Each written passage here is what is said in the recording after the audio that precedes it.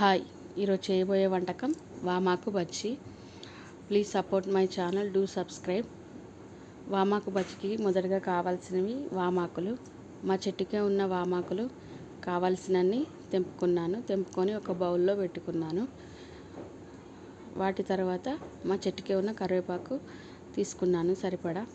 తీసుకొని రెండు బౌల్లో వేసుకొని కడుక్కున్నాను.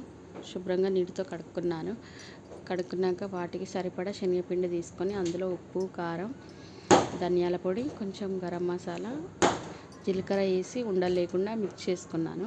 కలుపుకున్న పిండిలో వామాకులని ముంచుకుంటూ ఆయిల్లో వేసుకొని మంటను మీడియం ఫ్లేమ్లో పెట్టుకొని రెండు సైడ్లు మంచిగా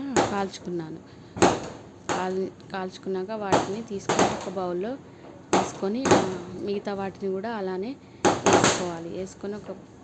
వేసుకున్నాక ఫ్లేవర్ కోసం చెట్టుకే తీసుకున్న కరివేపాకుని ఆయిల్లో ఫ్రై చేసుకొని పక్కన పెట్టుకున్నా. అంత బజ్జీలు రెడీ.